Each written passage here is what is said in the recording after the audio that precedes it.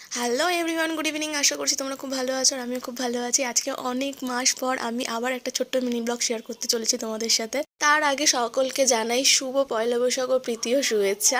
পয়লা বৈশাখ দুদিন আগে চলে গেছে, আমি দুদিন পর ভিডিওটা আপলোড করছি। আর পয়লা বৈশাখের দিনই আমার দিদির মেয়ের বার্থডে ছিল। দুটো অকেশন আমরা একসাথে সেলিব্রেট করলাম, খুব মজা করলাম। আর দেখতে পাচ্ছ পুরো ফুল ফ্যামিলি এখানে রয়েছে, আর ফুল ফ্যামিলি একসঙ্গে বসে আইপিএল দেখছে। আইপিএল তো স্টার্ট হয়ে গেছে, তাই আইপিএলও দেখা শুরু করে দিয়েছে। আর এখানে হচ্ছে এটাও আমার একটা দিদির মেয়ে, আমার বড়কে নিয়ে চলে এসেছিলো। ওকে নিয়ে বলছে একটু হাই কর, ক্যামেরার দিকে তাকা। ওর কিছুতেই ক্যামেরার দিকে তাকাচ্ছিল না, ও বেলুন দেখছিল ঘুরে ঘুরে। আর প্রীতম তাও ওকে বলে যাচ্ছিলো যে ক্যামেরার দিকে তাকা, ক্যামেরার দিকে তাকা। ও তাকাচ্ছিল না।